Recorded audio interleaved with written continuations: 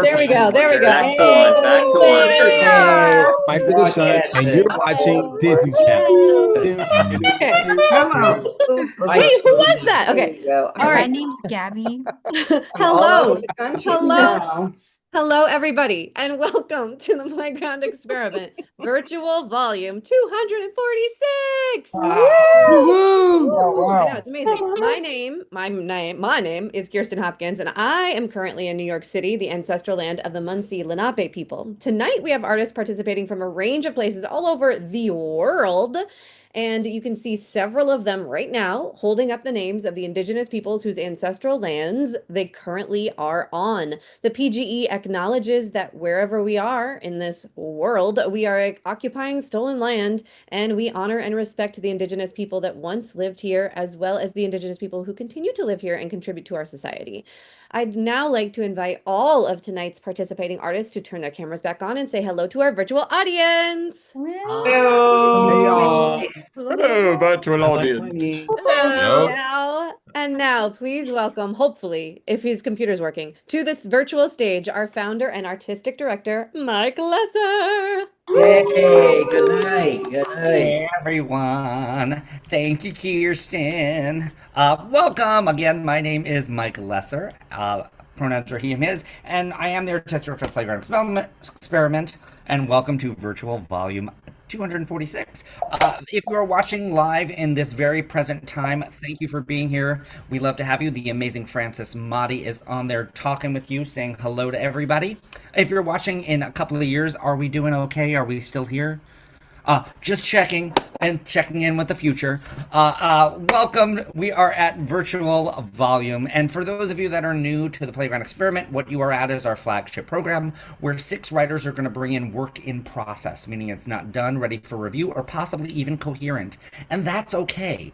We ask our writers to bring in their messy work, and tonight there is no exception. And tonight that is what we ask them to do. And what better way of hearing their work than by hearing brilliant, talented, and sometimes stunningly beautiful actors to read their work. Let's unmute yourselves and make noise for our PGE casting pool of actors. So glad. And now I'm going to ask our actors to do their first bit of stage direction and disappear, leaving our beautiful writers and 2 amazing, talented people, our stage directions readers. Give it up for Stephen and Maggie tonight. Thank Give it you, up for Maggie. Stephen, Maggie. We lost Maggie. Maggie. Here. Oh, She's here. She's There here. you are, Maggie. hey. Maggie, do you want to dance? He said, Yes. Daddy, I would okay, only 8 I bars, do. only 8 bars. And I'm going to ask our stage directions readers to disappear, leaving our writers tonight. Thank you, writers. Glad to be here. All here. We're super excited to hear your work. Tonight, other thing, if you haven't noticed, my name underneath is not givebutter.com at FOA7. But if for some reason you happen to go to that throughout this evening, or if you're watching this, again, givebutter.com/FOA7. We are doing a fundraiser for our monologue festival. So if you cannot make the festival itself, but you would like to donate to the festival, feel free. Ticket prices are what they are, so we can, if you want to donate a ticket and we can give that ticket to someone else, something to think about. I'll talk about more about that later, but now it's time to talk about these amazing 6 people in the room, and I'm going to ask 5 of them to make a decision to shut their camera off, and the decision is please shut your cameras off, leaving me just with Laurel Lockhart. Welcome, Laurel. Good to have you here. Good to see you. And for those of you that are watching for the first time or new or all of the above, we have been around for 10 years. This is volume 246. And Laurel Lockhart has the amazing, astonishing privilege of reading stage directions at our very first volume 10 years ago. And here you are presenting work. And tell us about your work. What do you bring to us tonight? I'm working on a play now that is called The Sunshine Coast. And the Sunshine Coast is in Portugal. It's specifically a town called Estoril. And it's a town of casinos and luxurious hotels, sandy, beautiful beaches, a town that is made for pleasure and excitement. And also, it was a town where many people escaped, especially after World War II. They escaped from their countries and hid out there. It was a secret place. And so many people still think of that as a secret place today. Okay. And who do we have reading for you tonight? Tonight, we have, you're going to have to say Brad. Brad, he's known as he's like Cher. He only needs Okay, one name. Brad playing the detective part, and that's Duffy. And he's in search of Helene, and Helene is being played by Kristen Hopkins. And they are both beautiful actors, which you will see. Awesome. Well, looking forward to seeing it. Actors, take it away. And who do we have on stage directions? Maggie's on stage. Maggie's on stage You directions. there? Awesome. I hope so.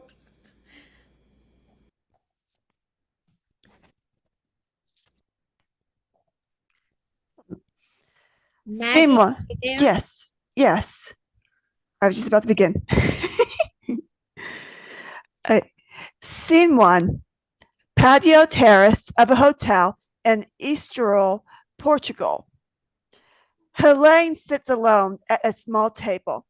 A pack of cigarettes, an ashtray, a pitcher of sangria, a wine glass, and a box of Niehaus Belgium chocolates are on the table. Duffy stands in the doorway for several minutes. He sips a drink as he watches Helene. Helene takes a cigarette from the pack and twists it between her fingers, but doesn't light it.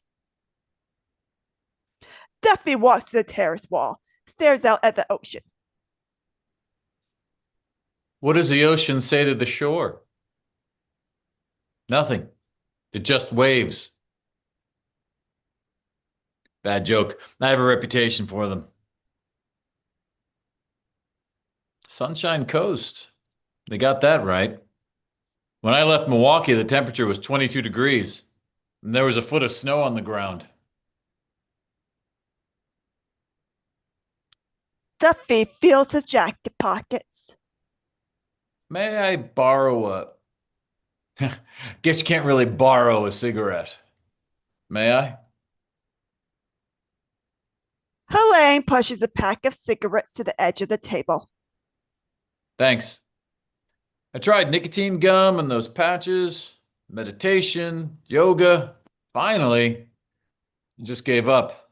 I'm addicted. Join the club. Addicted or admitting to be addicted? Both, I guess. You know, the minute I wake up, before I even open my eyes and see the light of day, I reach out. Reach out for a cigarette. You know. Guilty. I was sure I had a pack in my jacket pocket. My daughter must have found it. She's like a bloodhound on search and destroy mission. Determined. I tried to explain it to her. This love affair I have with nicotine. She doesn't get it. Who doesn't want to get it? You have kids? A son. Sons are different. They don't nag. Your son would never torment you with horror stories of old men baby stepping it down a hospital corridor hooked up to a contraption with a zillion tubes and an oxygen tank. I doubt my son knows I smoke. He may surprise you. Kids notice things. My son notices if his allowance check is late. Ouch. Sorry, I didn't mean to hit a sore spot. Old wounds lose their sting. Got a point there. Duffy turns back to look out at the sea. You were smart to leave the roulette table when you did. Oh, I'm a clever girl, all right. But did you have to take my luck with you? Gone. Those beautiful tall towers of chips, all gone. A few minutes after you left. Knowing when to quit is what it's all about. Roulette. You're on a winning streak. When all of a sudden, Wheel turns against you. a little like life. Oh, you're a philosopher. Don't let the word get out. Your secret is safe with me. Getting harder and harder to keep secrets these days. Portugal is the place of refuge and secrets. All the royals and government officials came here, trying to escape the horrors they were responsible for in their countries. The golden sands and jagged cliffs provide a perfect haven You've been here before. in another lifetime. Memories can be dangerous. I'm finding that out. Why is it things that happened years ago are so clear, like they were yesterday, and things that happened yesterday are a bit of a blur? Like a movie playing a continuous loop of the same scene. Repeat and repeat. Yeah, I'm not much of a movie guy. Casablanca. It's shown in every hotel on the coast. Plays all day, all night, over and over. Wow, you're talking classic. The final scene at the airport. It's raining. The plane's about to depart for Lisbon. Bogey and Berman, the perfect couple. Ilsa leaves for Portugal. Rick's left at the airport. No happily ever after Not even in the movies. for the perfect couple. No matter how many times you watch the scene, the ending is still the same. Sooner or later, reality smacks you in the face. You know, the Portuguese don't like to get involved in these things. Believe me, no one likes to get involved in these things. Did my husband's attorney send you? Does it matter who sent me? No. No, it doesn't matter. The only thing that matters now is You found me. you knew I would. Yes, but not this soon. It's hard to disappear these days. Portugal was once the best place for secrets. Secrets are a thing of the past. Sign of the times. Something even stranger. This phone in my pocket, you can only buy it with a credit card. So they know who you are. And where you are. There is no hiding place. It's a new world. And anonymous A is... thing of the past.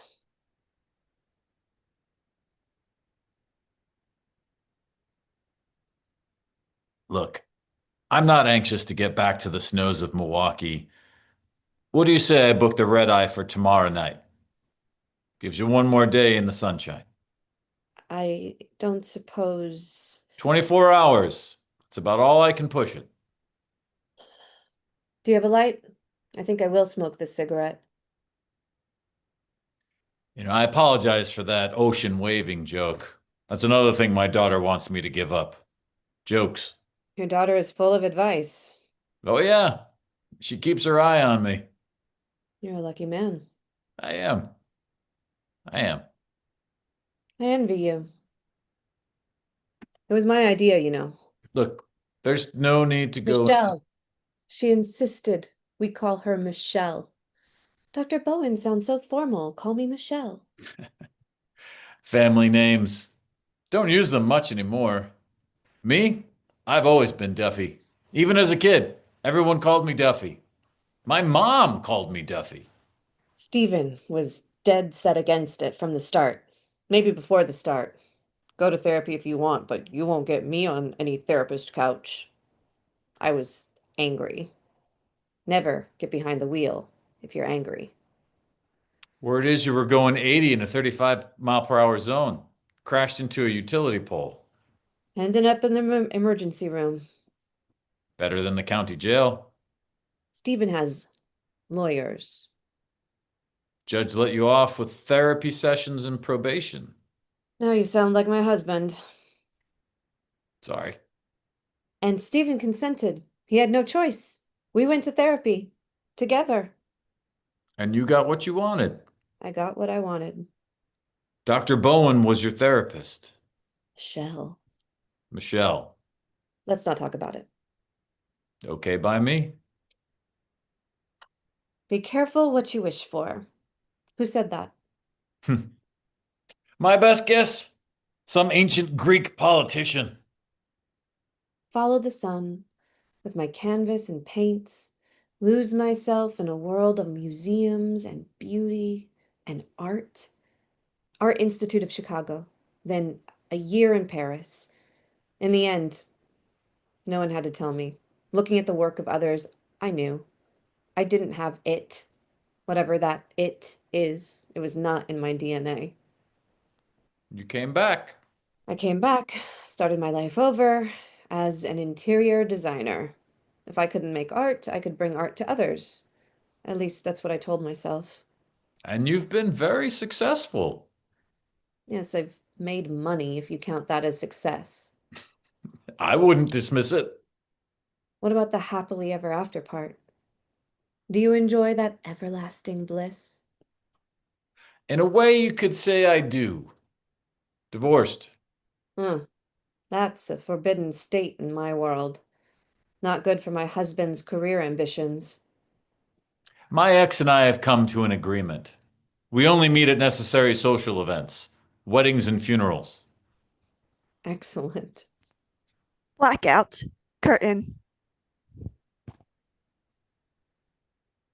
Thank you so much, Christine and Brad. Thanks so much. That was a beautiful reading.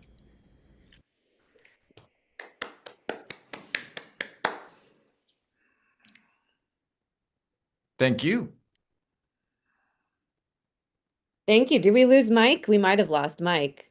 I'm here. Oh, you're here. Okay, great. My Mike. little arrow was gone for a minute there. Yay! Interesting, Yay! intriguing. There was a twist, darkness. Are they gonna be? Well, then never mind. Maybe I don't know. I was coming up with scenarios. Yay! Next up, all the way from tomorrow, give it up for Rex. Hi there. Hey, Rex. Welcome. So tell us a little bit about what you're bringing in tonight. We're going to present a complete short comedy. It's called Bigger Move. It's about what happens when one person in a relationship wants to take it to a higher level. Ooh, exciting. Any thing we need to know about trigger warnings or anything? No, it's pretty tame. Awesome. And who do you have acting for you tonight?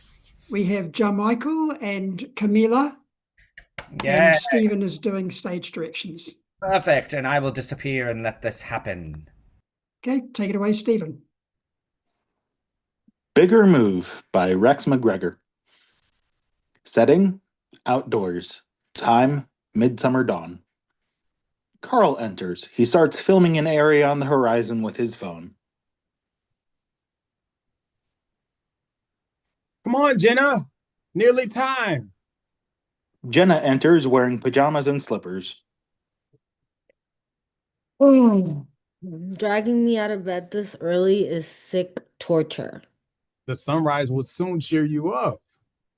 Bull. I'm pissed off. I'm so pissed off. I make grumpy look like happy. Here it comes. Rah. Spectacular. Like every other morning. Nope. Over 4 days, I watched the dawn creep along the horizon. But look, it stopped. The sun isn't really standing still. Duh, even I know it's the earth moving, not the sun. Actually, the sun is moving. It's hurtling through space at over 1,000,000 miles an hour. If you say so. Check online. I'm heading back to bed. Wait, Jenna! Can't you appreciate how special midsummer is? For the seasons, sure. It's a chance to recharge, re-energize. That's a very romantic take. Me? Romantic. Poor choice of word. I meant unscientific.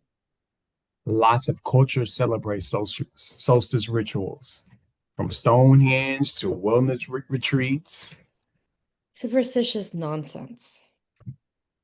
I blame myself for imagining I could get through to you. Today's the longest day, Carl. You've got a few extra seconds to try. I was hoping to have a serious conversation What? about us. Ever since you moved in with me, we've never discussed our, Love?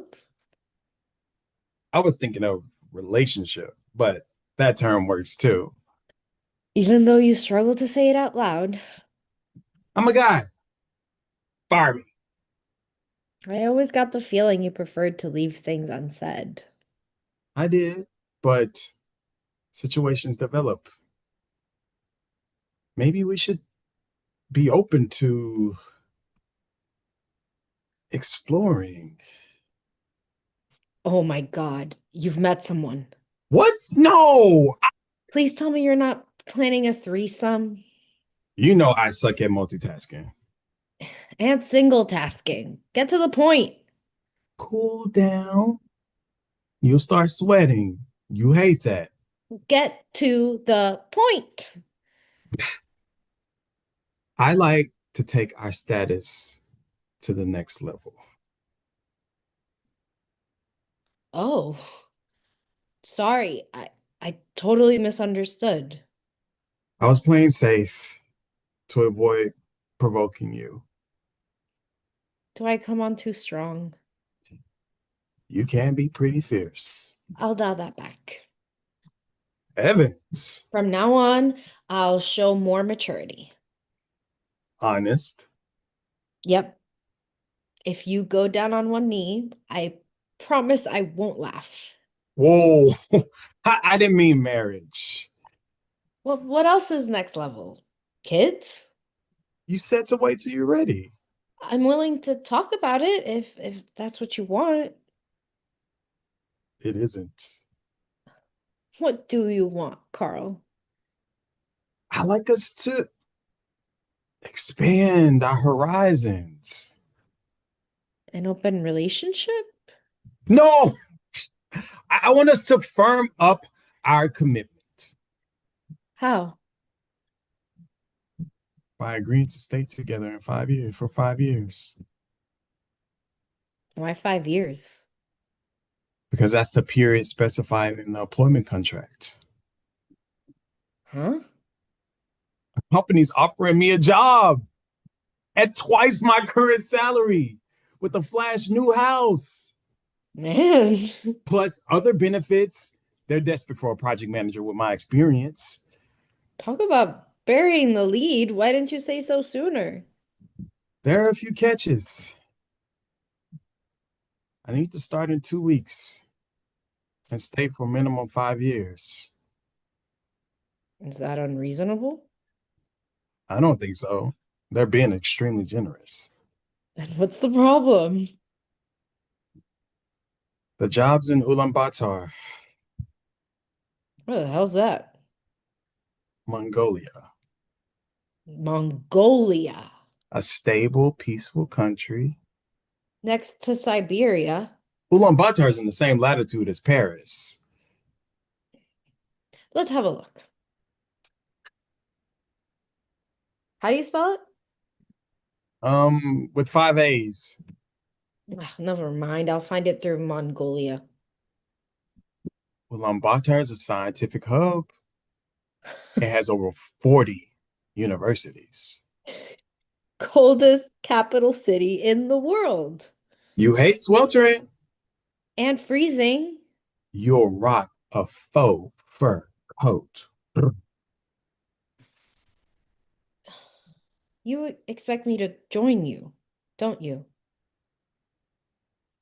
I don't expect anything. I'm asking.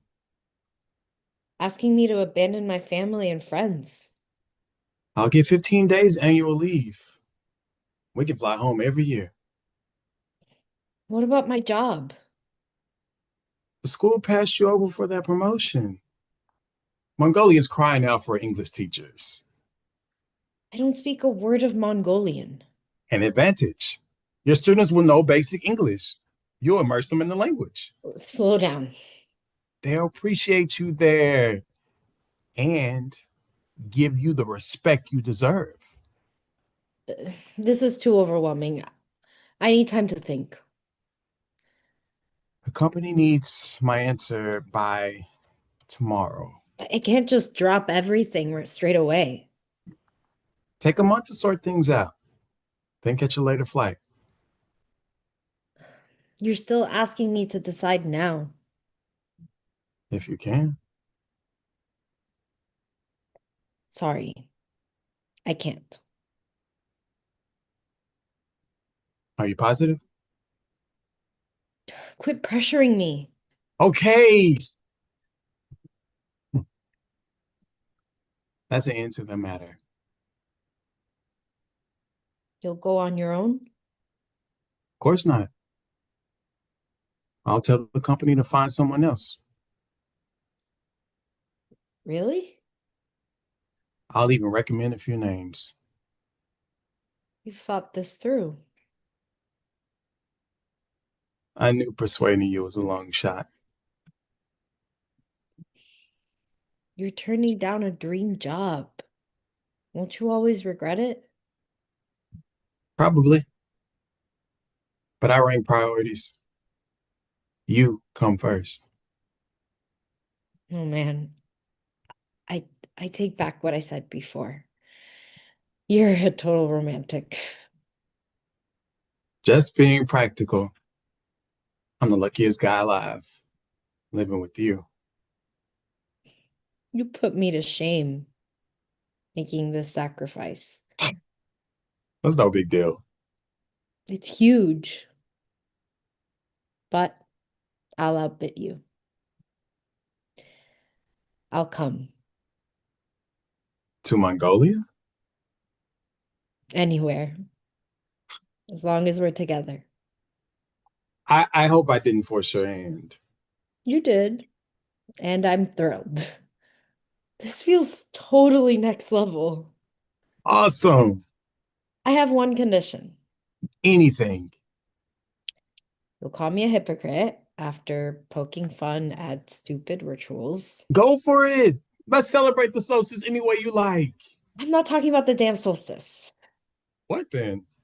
A few minutes ago, I felt the most incredible sensation, a warm, comforting glow. When I finally said how I feel. No, earlier, when I thought you were going to propose. But you despise marriage. I know. It's an archaic institution. A wedding's a patriarchal ritual to control women. Well, then. But I still want it. The whole rings and vows, bouquet tossing, cake in the face caboodle. Okay. Stuff 5 years. Let's go full on lifetime. If we act fast, we can combine the wedding reception with our farewell party. Leave it to me. I'll get the ball rolling.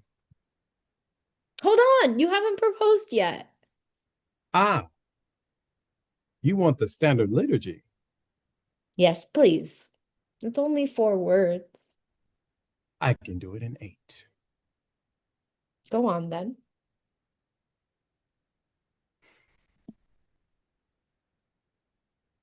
Will you marry me, considering I love you? You buried the lead in a subordinate clause, but what the hell? I'll take it. Jenna hugs Carl. End of play. Oh, yay! Thank you. Great job, actors. Take your bows, actors. Take your bows. You made us cry. You made us feel. Good choice, Jenna. Though you better get something out of it. That's all I gotta say. Great work, great work, great work. And next on the docket, new writer for the first time. Give it up for Paul. Welcome, Paul. Hi, great to be here. Thank you so much for making Awesome. And where are you located? Queens, New York. Queens. You know that there was a hairdresser from Queens who lost her job and then she became a nanny. But do you know her? No. Yeah, okay. I think so, yeah. All right. This is a little silly joke. So welcome. Tell us a little bit about what you're bringing in tonight. Yeah, so this is the beginning of the first scene of a play I'm working on, Sayonara. And in this particular scene, we meet Lori, who is being played by Roberta, and then we have Lori's son Chris, who's being played by David, and then Chris's husband Jamar, who is being played by Gil. Awesome. Any content warnings we need to know about, or? No content. One thing I'll just add is that when the play starts, two of the characters, Chris and Lori, are both off stage. So the actors will have their cameras off to indicate that they're off stage, and then when they enter, they'll turn their cameras on. Perfect. Zoom magic. I love it. Okay. Awesome. Can't wait to hear it. All right, thanks. Scene 1. Lights up. Lori's apartment. The dining room / living room of a 3-bedroom, 2-bath pre-war apartment on the Lower East Side. You've never seen as much stuff in an apartment in your life. A coat rack is exploding with colorful scarves, sweaters, hats, and coats. Outside the kitchen, an old coat rack has been repurposed and coats jut down the sides, every square inch with different mugs. A hanging plant rack cuts across the space with flower pots, and nothing green in them. Pots of pans in the corner, clothing draped over available chairs, pill bottles, so many pill bottles, cushions, a Mother Mary picture on the wall, lots of Our Lady of Guadalupe candles, along with a crucifix. From another room, we hear a window box fan. We hear the fan for the duration of the scene. Jomar, in the most fabulous colorful summer outfit, on his hands and knees, trying to wedge a piece of paper under a loose table leg, his butt slightly arched, yells mid-scream. What do you mean it's too big to fit? That it's too big to fucking fit.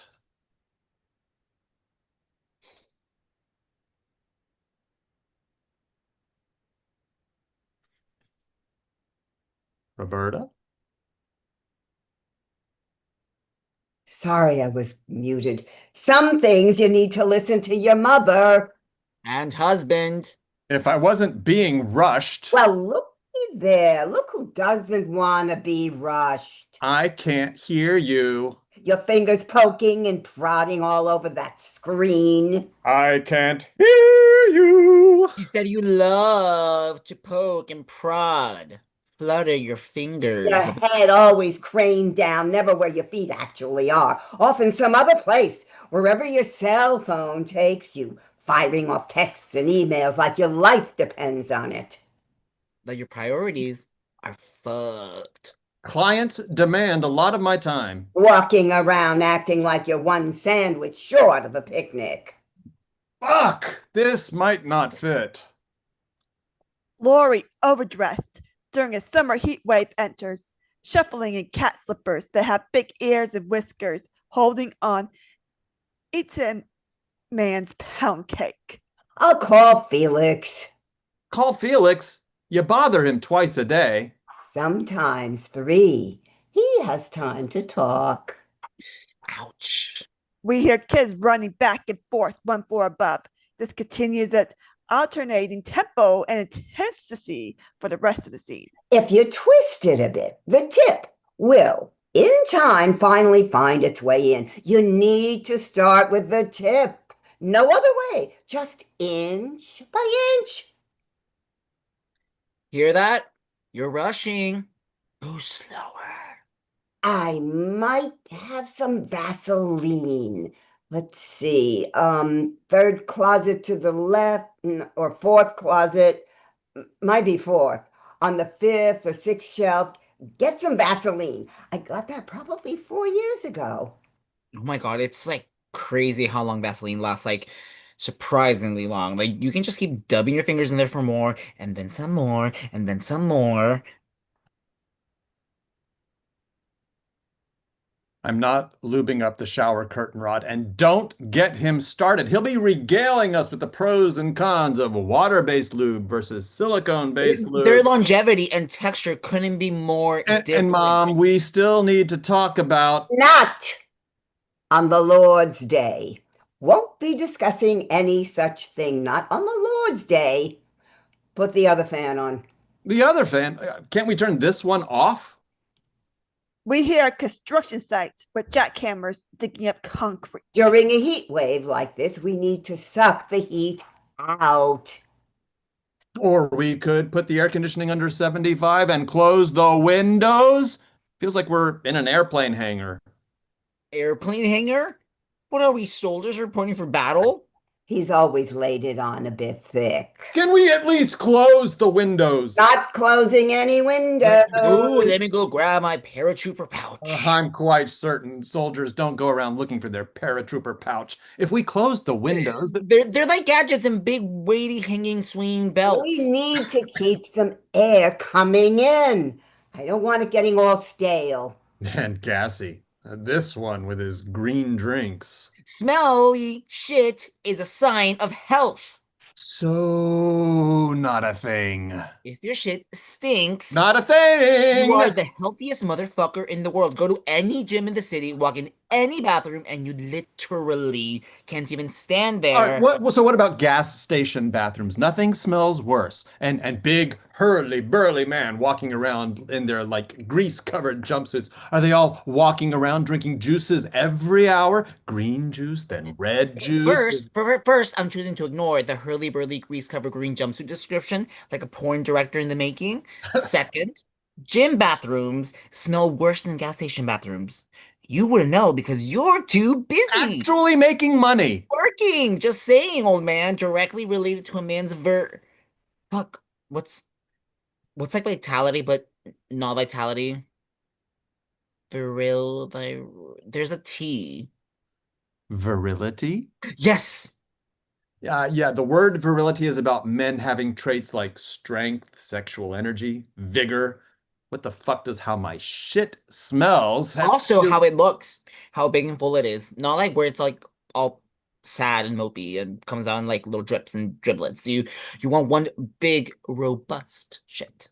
Only species in the world goes around looking at it. What's that? Our shit. Can we not talk about this? Nothing more you need to know about our species. Oh, our big egos. You know, as you get older, you see it more clearly.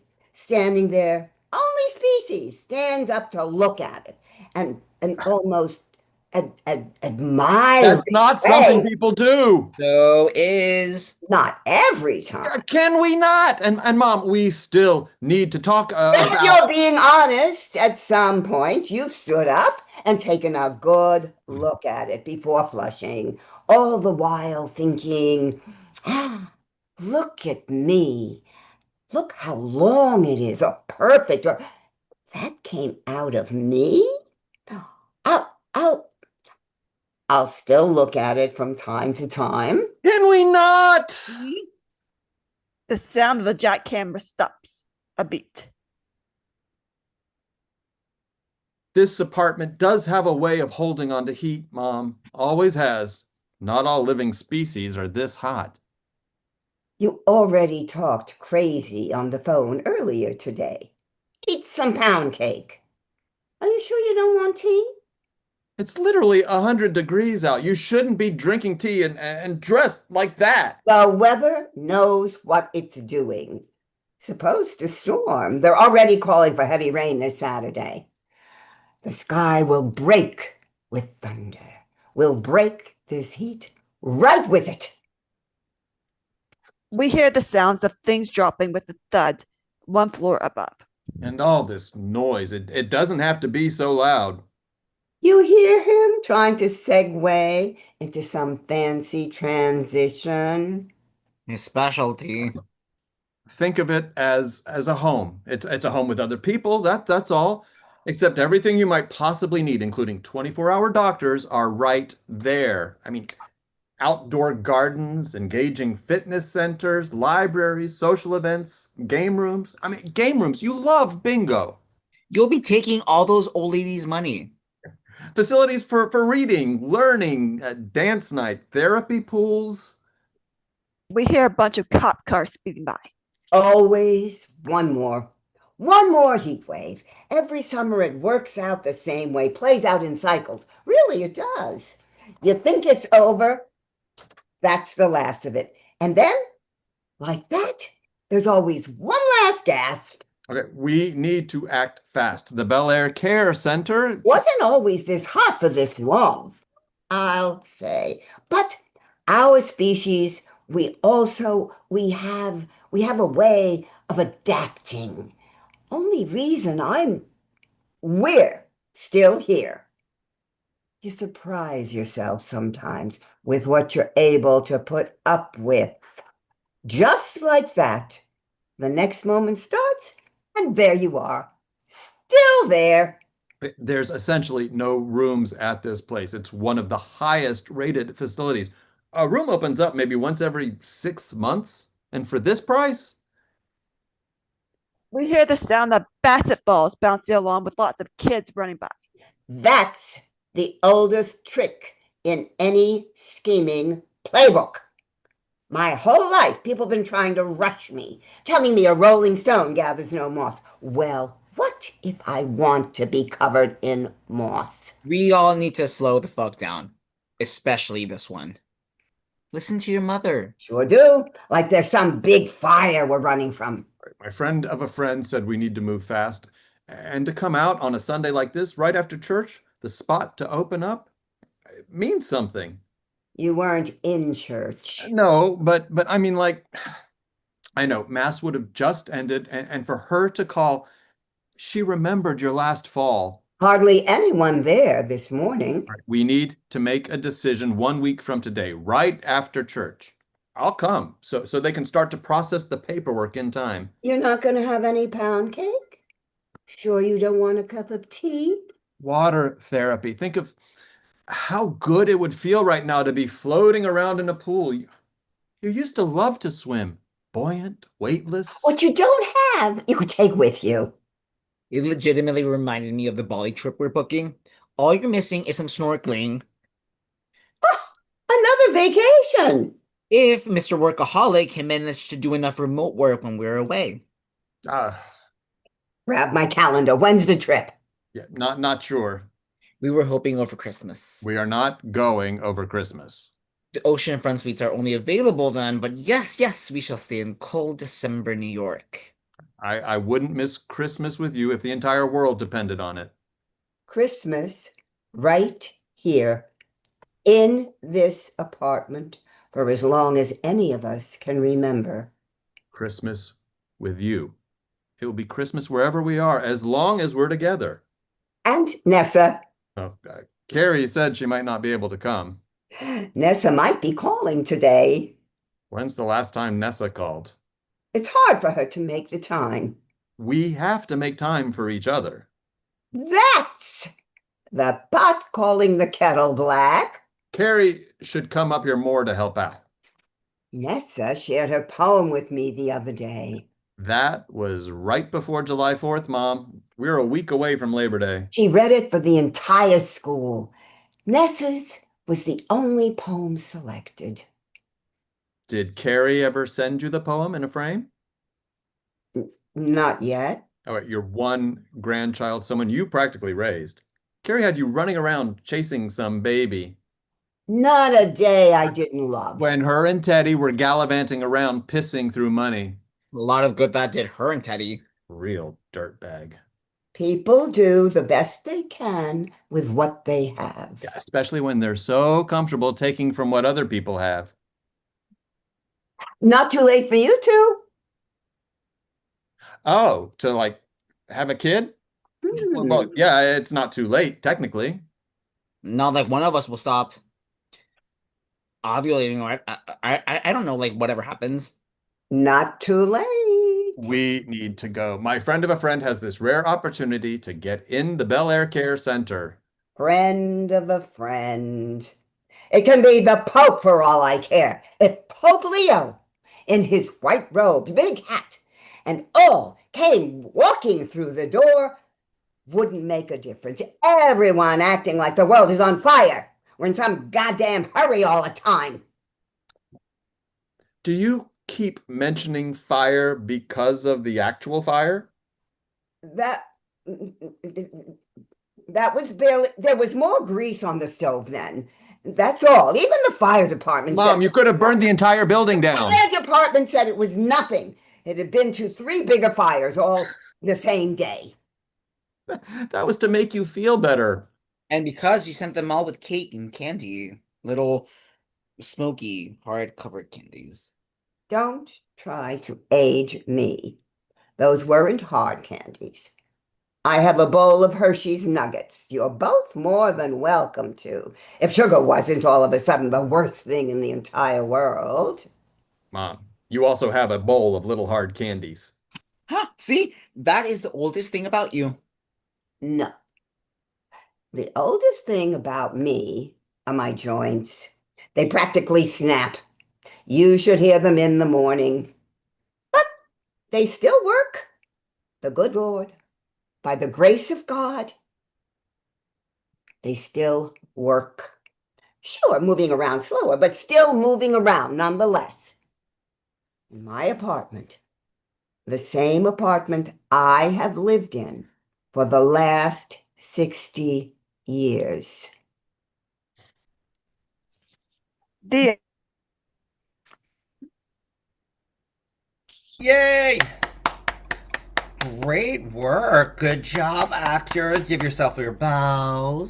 Great job, Paul. Where'd he go? I saw him. Hello.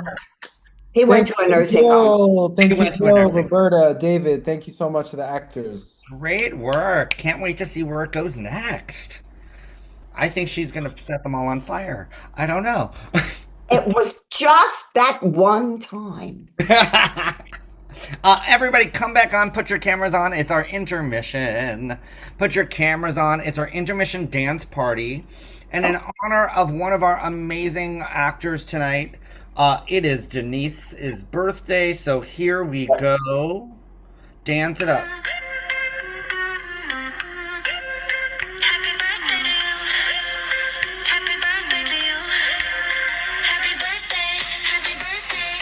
Happy birthday. Happy birthday, happy birthday, happy birthday to you. Happy birthday to you. Happy birthday to you. Happy birthday, happy birthday, happy birthday to you. Happy birthday. Birthday. Happy birthday. Birthday. Happy birthday. Birthday. I think there are other words, but I think that's all they got. Give it up for Denise and happy birthday! And it is intermission time. You can hang out with me. Just a couple of announcements for those that are watching. And thank you, Francis is here with Philip and Gabby's out there. Other people are watching. Thank you for watching live. A couple of announcements. We always do announcements in the middle.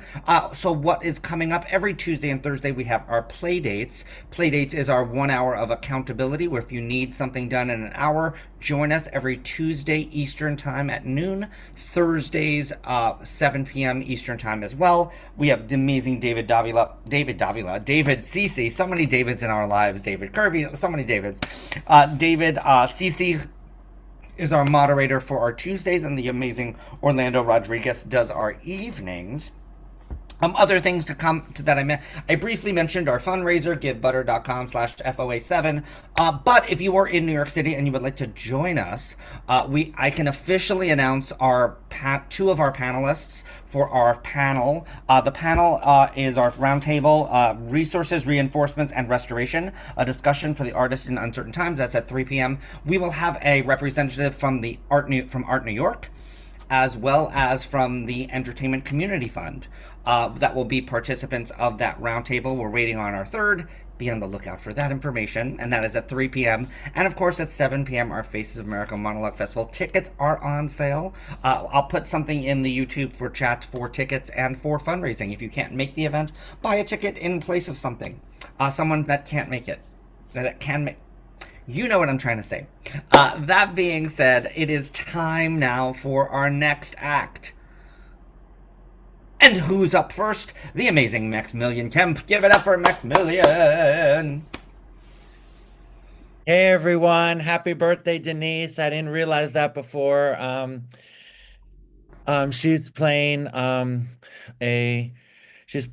let you all tell us a little bit about what we're seeing? Is it? I know we've seen. Yeah, this so it's from the before. play that I've already brought before, Colors of Hope, which is about, the healing power of art and music. And this is a scene that's going to be early on in the play. It's a lot of factual information, a lot of like research that's like distilled.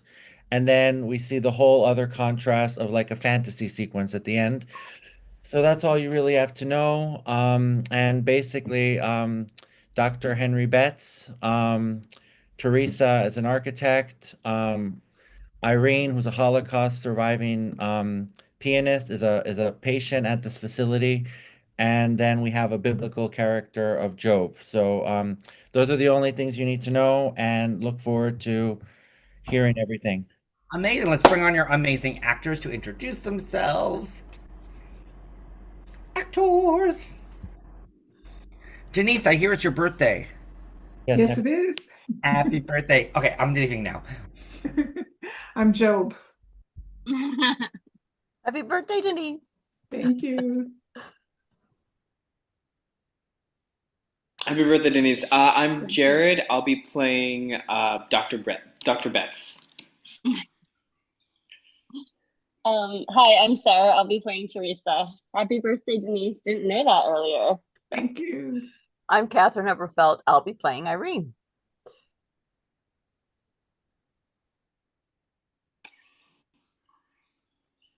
And we're taking place in Chicago, 1982. Colors of Hope by Maximilian Kempf.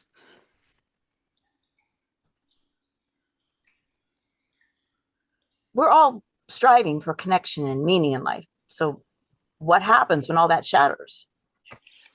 Art allows us to search for meaning in diagnoses that are difficult to articulate. You see, art, like medicine, is a search to restore what is lost. What do you mean by that? The value of art isn't about price tag or prestige. It's in how it makes us feel. It reminds us who we are, who we were, who we aspire to be. So it's like a roadmap? Precisely. It reminds us that others have gone through the same struggles before. In short, art reveals our human condition. Huh.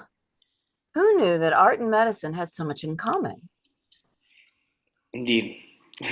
Artists and doctors are both keen observers who both find nourish the soul. It's in the art of doing that they find their calling.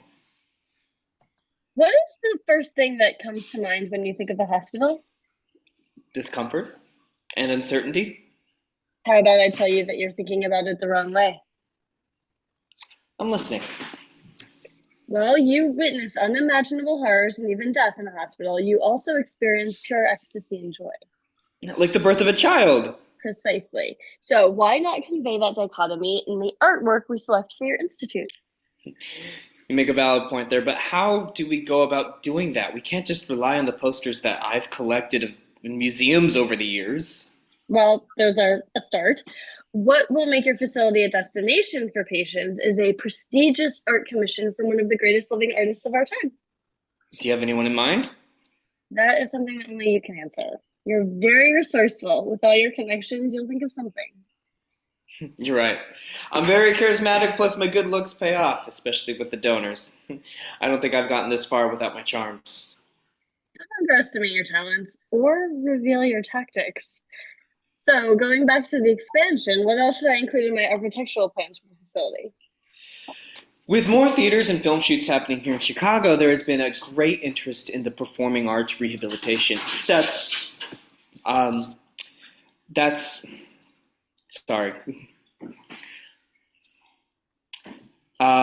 With more theater and film shoots happening here in Chicago, there's been a great interest in performing arts rehabilitation. That's one thing that makes our facility stand out from the competitors. So extra practice rooms for our musicians and dancer patients would be integral for the architectural layout. Okay, I will definitely include those practice rooms in my sketches. For some of the more seriously injured patients, would you still like me to include the helicopter landing pit on the roof? Yes, thank you for reminding me. After undergoing surgeries, our patients recovering here also train themselves to regain the routines. Part of the training is to get them familiar with entering and navigating automobiles. Therefore, a whole floor of our facility is geared towards this training. I'll take that under advisement until you secure your final funding. Let me take care of the financing, and I'll let you take care of the blueprints. Understood. I will also add that swimming pool plans that we discussed over our initial phone call. Yes, thank you for that. Remind me again why you are the right candidate for this job? You are impressed by my medical background, sir. We're not that different after all. How so? We're both in the hospitality business. What do you mean by that? We're not caterers. Not in that sense, but we cater to the human condition, the needs, and the emotions of the patients. Never thought of it that way before. Thanks for your faith in me. You see, I also adhere to the Hippocratic Oath. How so? Well, besides going to medical school, I found my calling in architectural design.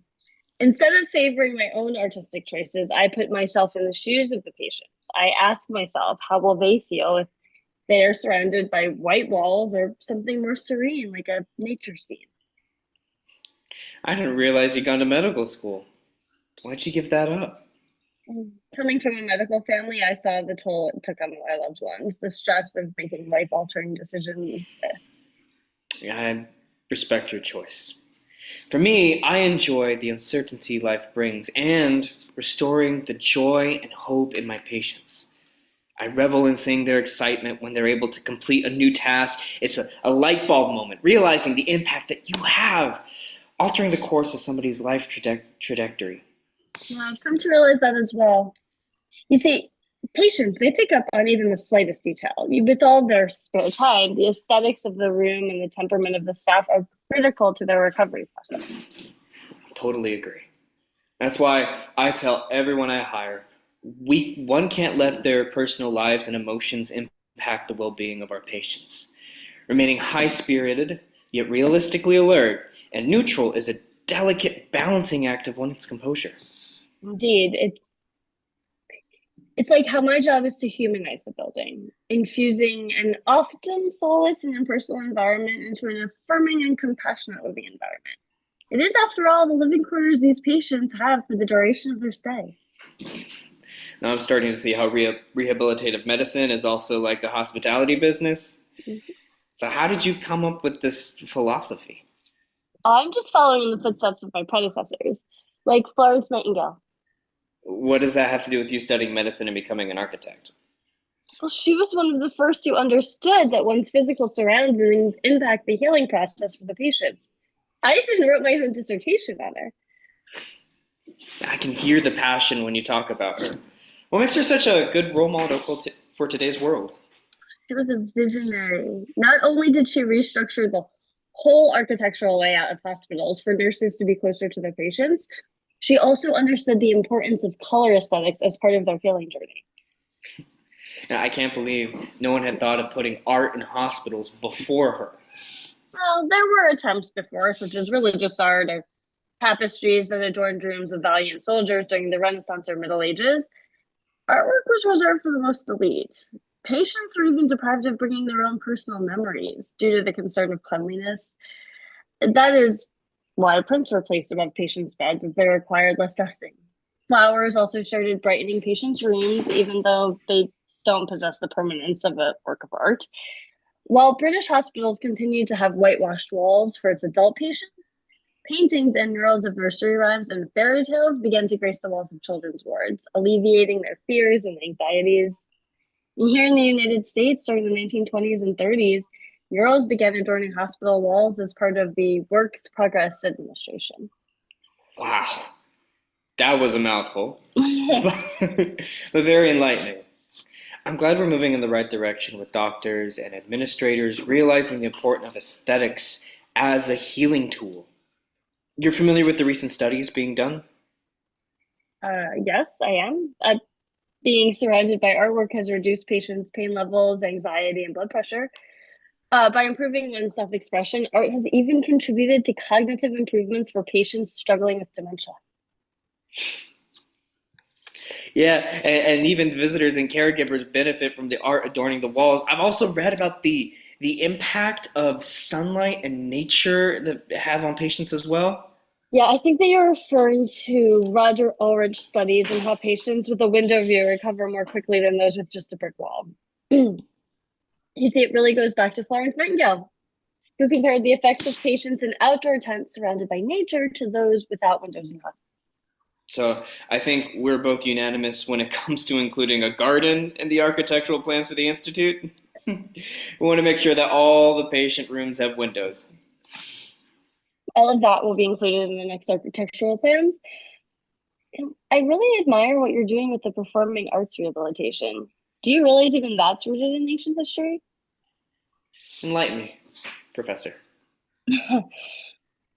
Hippocrates, whom we both admire, was also an advocate of art therapy by treating his patients suffering from mental disorders with music and drama. You see, the Greeks really thought of everything. I guess we are both in the hospitality business. I look forward to doing business with you. Betts and Teresa shake hands in agreement. After the sound effect of a collision and ambulance sirens, the audience experiences a fantastical limbo world as Irene hovers between life and death. She's greeted by the biblical figure Job, who serves as a guardian angel of sorts. I wait for death, but it does not come. I hear their wailing cries as they summon me to join them. I see you are pondering life's mysteries. That's one way of putting it. What's the other way? Can you put me out of my misery? Only God has that power. He has caused my misfortune. Can you get a message to him? I'm not a messenger. That's Hermes' department. That's a different book, not the gospel. So tell me, why do you desperately want to end your life? I want to end my suffering. I see you're in a wheelchair and can only imagine how painful your life must be. Don't pity me. There's more to my pain than what appears on the surface. Oh boy, do I love a riddle. Come on, give me a clue. I'm not in the mood to play along. But you're a pianist, always ready to play life's tune. How do you know that? I am a guardian angel of sorts, after all. Well, you should mind your own business then. I'm not great at that. Clearly. Well, you don't have to be snide about it. I know I have things to work on. Well, you've had centuries to work on fixing yourself. I've only had a few decades. So what plagues you, my dear? So now you're going to be my priest. I thought we were both Jewish. So wouldn't that be our rabbi then? I guess it would. But I'm not interested in talking. Then what are you interested in? I'm interested in being reunited with them. Oh, honey, me too. I'm still clinging for the day I reunite with my 10 offspring. Oh, but I thought God replaced them. Well, what good are replacements? Nothing beats the original, right? Right on, sister. I'm starting to warm up to you. It wouldn't be so bad spending eternity with you here, or wherever the fuck we are. Fuck? Oh, what's that? It's just a way of releasing tension and frustration. I know another way we can release tension. If you're insinuating something romantic, I thought you were here without moral blemish. Oh, there's even a Hebrew term for it, tamat. I'm one of moral integrity. That thought was hardly in my mind. You think what plagues me is that I'm not fully tam? Not fully whole or complete? Aren't we all? Eureka! I think I found the perfect shrink who can help you unpack that shit. So you're sending me back to life? Precisely. I'm shipping you off to Chicago. But before I send you packing, I've got a message for you. What's that? Do you really need that guitar? Are you sure you're not David? He doesn't have to be the only one in the Bible who enjoys strumming a tune. Pardon me. My thoughts are racing knowing that I'm heading back to my old life. It doesn't have to be your old life. You have a clean slate. All your past transgressions will be forgiven. Embrace your second chance.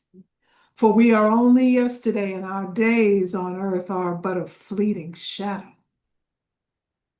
Now, with your new lease on life, I want to leave you with this message. Find your gift and share it with the world. You've got the gift of living. You've got the gift of giving what you're thankful for. I guess I have to overcome my survivor's guilt and reclaim my gift of life. End of segment. Thanks, everyone. Great job. Great work. And sing, Denise, sing! Hey, yes. Great work, everyone. Awesome. Next up, we got Delvin. Yes, Are we in Maine or Florida? we're in Maine. Awesome. How you doing? Tell us a little bit about what we're hearing tonight. Well, this is part of the story of the making of the movie Bambi. Oh, cool. We have Christopher Lowe as Walt Disney, David Michael Kirby as Maurice Day, and Eric Mead as Tyrus Wong. Anything we need to know other than that? Nope. All right, let's hear it. I'm excited. Did they change the ending though? Does Bambi's mom make it out? All right.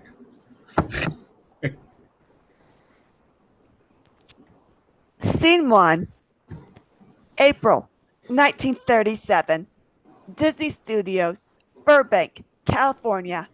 As the lights come up, Walt is sitting in the stage bright chair, reading the book Bambi, A Life in the Woods.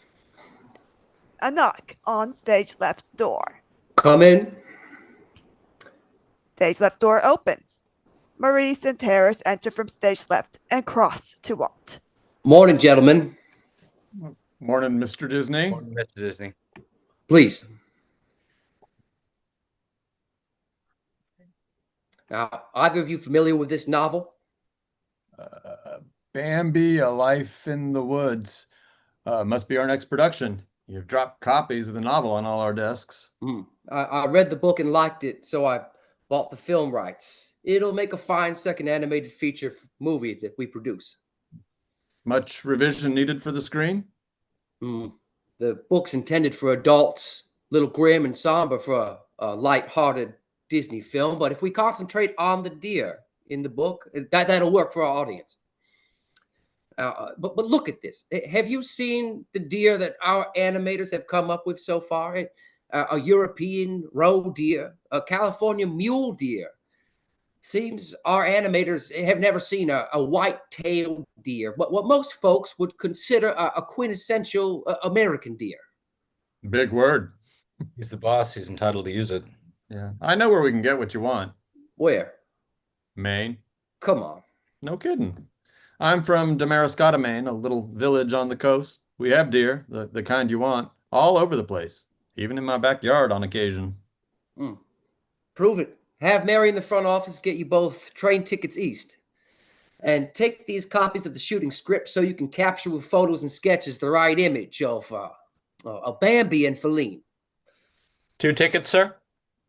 Yeah, here's the first scene of the production we have so far. The colors are bright and the baby squirrels are cute, but what's with the sequoia trees and the Hollywood sign in the middle of a forest? Someone in illustration's a joker. That's why 2 tickets. Get me tons of pictures of the forest our deer live in. Maple and oak trees, and acorns and pine cones, and details of the forest floors with leaves and ferns. Got it, boss. Blackout. End of scene 1. Scene 2, May 1938, Disney Studios, Burbank, California. As the lights come up, Walt is sitting in the stage right chair, knocking on stage left door. It's open. Stage left door opens. We're back. I see that and like what you sent. Sit. Now, Maurice, you've captured the right image for our deer. You have the green light for Bambi to be a white-tailed deer from Maine. Well, thank you, Mr. Disney. Tyrus always knows what I want from scenery. What does it say to you? What do you feel? And you've done it. Congratulations to my new set designer. Thank you, sir. Gentlemen, we need one more trip to Maine to capture the movement of the animals in the woods. It's got to be real and more expressive than in Snow White. All we had there were big flour sacks. I want personality in the animals this time, using what we learned from visiting the LA Zoo if the animals in cages didn't do it. So I want Bambi and Feline brought to Hollywood to serve as live active models. Ow. I've already spoken with the Maine Department of Economic Development. The director's waiting for your visit for you to arrange the travel of 2 orphan fawns to the Railway Express office here in Burbank. Now, I'd like a sign on the side of the train to read, Walt Disney's new Find from Maine. En route to Hollywood, the stars in Disney's next full-length picture, Bambi. Can you do it? I need an animator to take on this delicate mission. You mean? Seems like everyone here is getting a promotion from in-betweener except me. Blackout. End of scene 2. Scene 3. June 1940. Disney Studios Burbank. As the lights come up, Walt is sitting in the stage right chair. A knock on stage left door. Oh, bow. Stage left door opens. That's deer talk for hello. Come. Now we should all know their language after working with our new stars for 2 years. Well, before we discuss post-production, I must say that looking at the original storyboard this morning, I took down the scene of Bambi's mother being shot. It's too gory for the children. The impact on Bambi when he hears he won't see his mother again, it's all we need. Don't we miss a degree of realism there? The sound of the gun and Bambi crying are also enough. Maybe even more than enough for any child. It might put them off for the rest of the movie. Some children may even be scared enough to run out of the theater. I did that when I was young. Agreed. Now, I'd like to ask you to look over the latest background your colleagues have generated. Where are the animals? They're lost in the trees and the brush. The deer are the story. I want to focus on them in the foreground. Let me rework the background with the song technique I learned as an art student in China. Something new? 1,000 years old. Background will be mostly wash. I guarantee the animals will stand out that way. Well, can't be too far off if it's lasted a millennium. Go for it.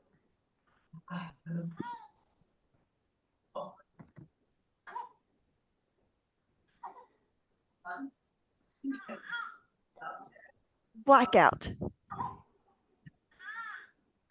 End of scene 3. Scene 4. August 8, 1942. State Theater, Portland, Maine.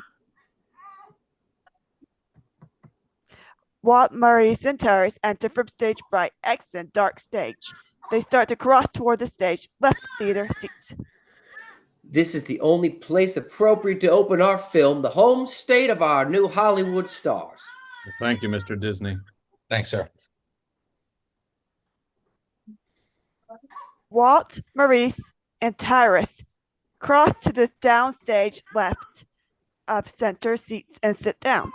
Bright lights come up from off center stage as if the beginning of a movie.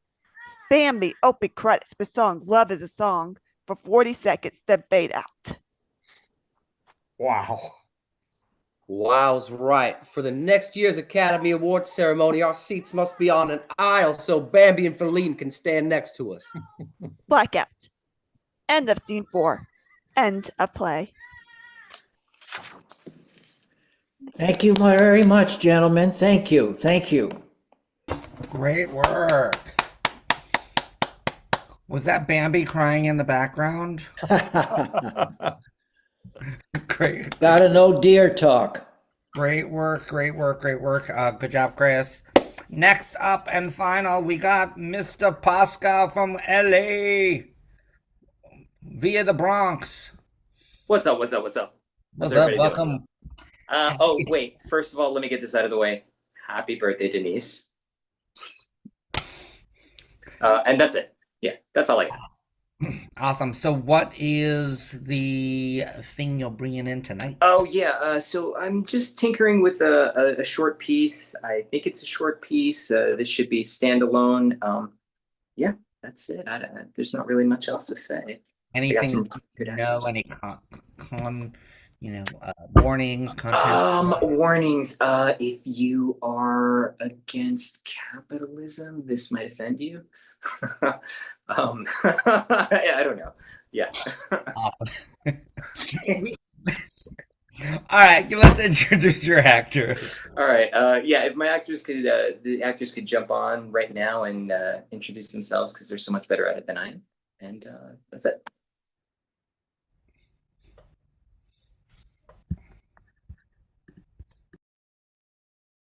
Yeah, I think they'll say their names eventually, or maybe not. Who knows? They'll keep you in suspense. Oh, go Camila, go Camila, you go. Okay, great. My name's Camila. She, her, ella, and I'm playing Coco. I'm Maria Isabella Rojas, and I'm playing Imelda. I'm Manuel Rodriguez. I'm playing Alberto. I'm Gabby Rodriguez, and I'm playing Coco's sister, Encanto.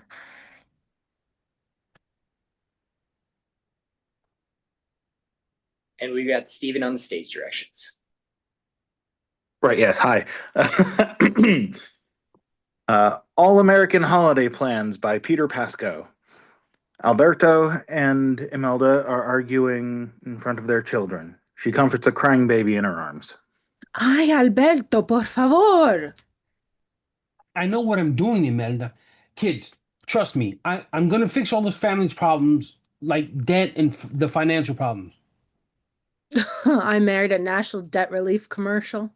We're going to start focusing on this family and closing all open doors and windows. Girls, your fathers. Look, I'm just doing what I said in my vows. What the priest said during our wedding. Running this family like a business is crazy. Baby cries more. I have to change the baby. Girls, I'm sorry. Your father has important news about our family. Shh. I'll be right back. The two kids watch their mom leave. As I was saying before your baby brother interrupted, typical young generation. This year, the holidays are going to... Oh, look, all the other daddies are making bad decisions, and they're making it hard for us. I'm bored. I'm hungry. Look, money's very tight. Your mother and I decided... You decided... Fine. Girls, we have always told you how we will always want to be more American. It's why we named your baby brother Hamilton after a musical progressive whites love, and renamed you Encanto and you Coco after two popular American movies that depict Latinos in a positive light. Latine. No, don't you dare. Look, the point is, this family's American, so we're going to conduct ourselves as such for the coming holidays. But, Pa, what does that mean? In order to maximize our resources, we're slashing unnecessary holidays. Now I'm hungry. No more celebrating Halloween, Valentine's Day, or Hispanic Heritage Month. Dad! Who's going to help us? The American way is to cut spending. Huh? Que bruto. I have a pair of scissors, and I'll give you a haircut. As I was saying, for years, American politicians have clamored that cutting costs is the way. So that's what we are going to do. How do we know which holidays to cut? The American way would be to vote, right, Dad? Oh, I love how American you're being. Go ahead. I think we need to keep Christmas for the presents. Ooh, and Thanksgiving for the food and Halloween for the candy. Don't forget President's Day, Memorial Day, and Veterans Day. Huh? 3-day weekends, yeah. They whisper to each other, then agree. We want to save Christmas and all the candy holidays, Halloween, Easter, and Valentine's Day.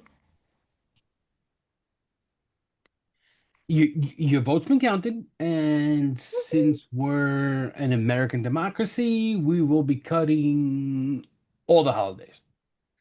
Hey! But we voted! You did?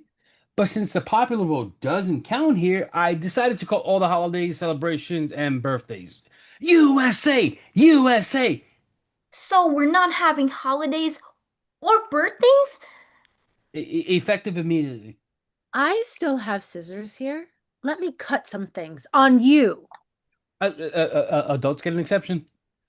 But our birthday's in 2 weeks. Right. Which is why you're going to have to repay us for the deposit we put down on the bounce house. Alberto, deja de ser tan tacaño. Please. I'm being strong. Look, I'm being strong in front of the children. Okay. Like I said, we're in a very difficult financial times, so the measures that I'm proposing will help bring us back to better times so we can have birthdays. Why don't we cut your birthday? We didn't vote on that, and adults get the exception. Plus, I'm in charge, so I need all the money we can save to play golf and vacation. USA. You said measures? Plural? There's more?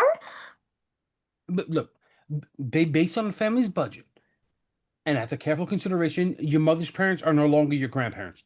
Grandma Tomasa? Grandpa Ruben? I am writing a strongly worded post denouncing this on my social media. ¿Me escuchas? Sí, Mama. This is leadership, girls. So you'll be taking care of yourselves after school and making your own stories and what your mom was like when she was a teenager or younger. Huh? And following with this line of thought, we're also cutting ties with all immediate family in this country and across the globe. How does that... Look, we spent too much time and too much money on them. Calls, cards, presents, handouts. So they're all fired effectively now and no more family. Dad, you always so have family is the most important thing. Oh, yeah? How about all that family is really stealing from you, stealing your toys? Yeah, they're taking your resources, their focus away from you.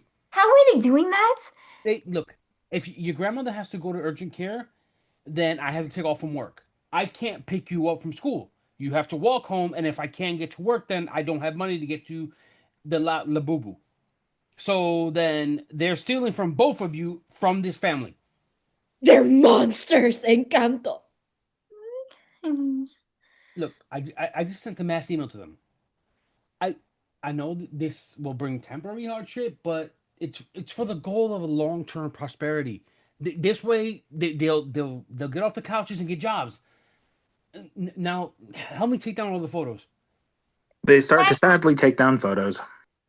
Hey, Alberto. So now that we cut everybody out, we're gonna magically become rich? Call me Dad, not some anglicization of my name.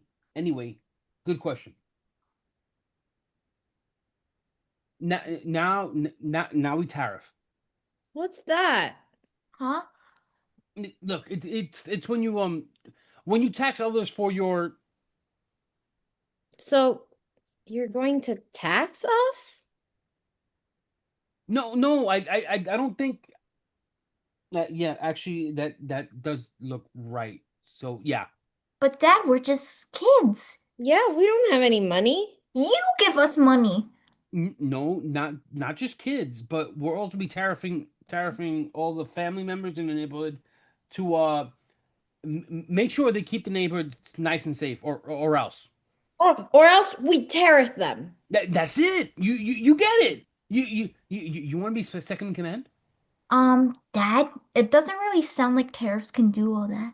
Oh, they can. Okay, you just believe me. I mean, then why would the government, the American government, use it if it didn't work?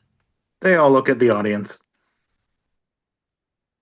In school, they said tariffs helped make the Great Depression worse. Yay!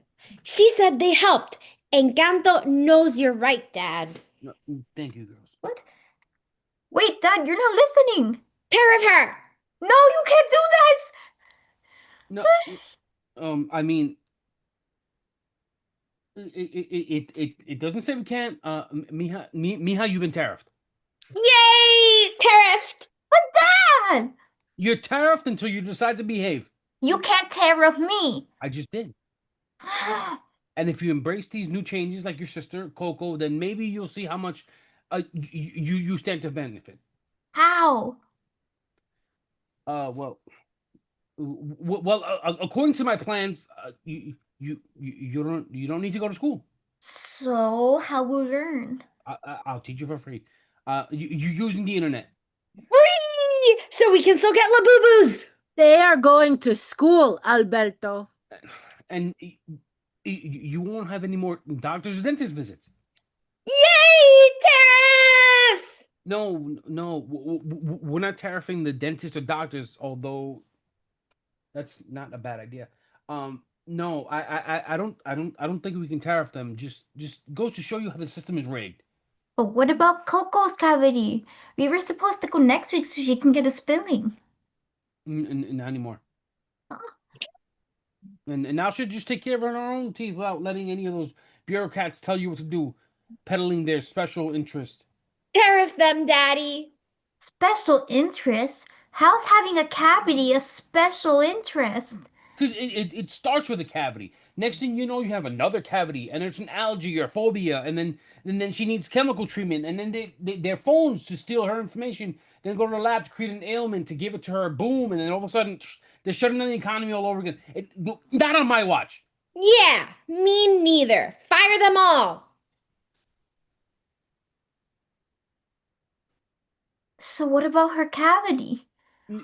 We treat it naturally with rainwater, air, and indifference. They both stare at him. Since the beginning of time, humans have been using those three wonderful things that many great pseudosciences to treat dental problems, medical problems, and emotional problems. And look how they succeeded. You don't read about cavities in history books because they didn't have them back then. Yeah. It was before big dental. Coco does a celebratory dance. Maybe a TikTok dance. Okay, but at school? That's gone too. Yes! Me love Americas. There's only one, sweetie. Ya ves, Imelda. Schools have been misteaching our kids. North and South America, baboso. So what are we gonna do instead of going to school? Pray? You think that's funny? No, you're getting jobs. What? Coco stops dancing. Trust me, there's so many jobs everywhere because we fired so many, all those medical people, family members. I thought we were tariffing them. The same thing. Ding! Alberto checks his phone. Dang it. Oh, these neighbors are tariffing us? Who leaked the news to them? All right, we have to fight fire with fire. But we're family. You're going to tariff them again? Yeah. Well, look, when was the last time you said thank you to your mom? To me, for all we're giving you? I have to think of this country, of family first. Like, if you can't find a job, you can sell your organs. Our organs? Look, think about it. You have a lot of them. If you want to come back, then you have to pay up. All the supplies, attention, protection you get from this house, this family, the name, all that ain't free. We invested a lot into you. But you choose to have us. It's cold. You can't get something for nothing. You scratch my back, I scratch yours. That's the basic tenet of all the winning empires. Roman, Ottoman, they show in Taraji P. Henson. Imelda returns holding the baby. So now our family is just us? Look, I know what you're thinking, but give it time to work. History's on our side. You fired my parents. They're old. They're old. They'll probably die soon. Then you'll be stuck with the funeral bill. You're welcome. Great idea. Guess what? Here's another way that you can save some money. I'm leaving you. I'm taking the kids and leaving. Have fun with all the money you're saving. But wait, but then I'll be alone. Oh, you'll have your tariffs. He slams the door. Alberto looks lost, then gets an idea and opens a window. Look. Attention, ladies. There's a new bachelor with deep pockets now available. Fuck you! Tariff-loving dick. Shut the window! Get your savings out. Bitch. Blackout. End of segment.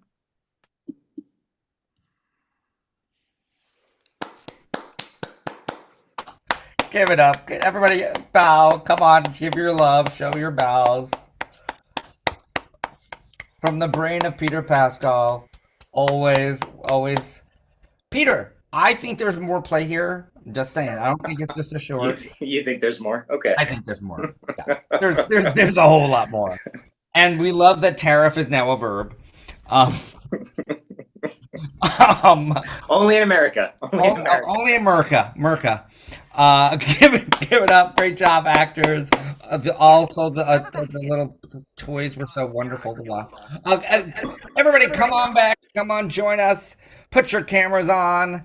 It's time to celebrate all the work that happened early tonight. For all of the awesome writers. Writers, congratulations. We hope this isn't the last we see of this work. Keep working on it. As we say at the end of every volume, this volume is officially closed, but it doesn't mean you can't participate. Our next volume is in person. I will make a note. This is the last virtual volume of 2020, whatever year this is, 5, because we only have one. The next 2 volumes are in person, but you still have other possibilities, our holiday party and that sort of stuff. Again, next volume is on November 24th with our lovely YouTube moderator, Francis Motti, Jacob Rice-Marks, Justine Borer, Matthew J. Kaplan, Philip Kaplan, at no relations, and Tim Lorge. Those are writers for that one. You can sign up on our website right now as an actor to read or just to join us in person. We'd love to see you, love to meet you in person if we haven't met you. Again, we'd love to see you at November 22nd on our Monologue Festival. If I didn't mention the date, I think I've said it 5 times and I forgot to say the date. November 22nd. If you don't know what our Monologue Festival is, every year we ask people to submit monologues. This year we had over 300 monologues for 25 spots, and we will do an evening of that work, celebrating what is, and I'm going to use the words diversity and inclusion in this country. It is out there. It exists. The words exist.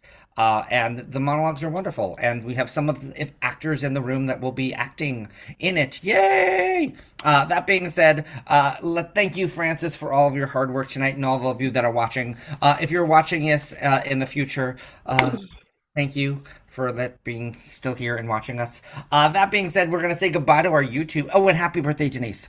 And we're going to say goodbye to our YouTube audience.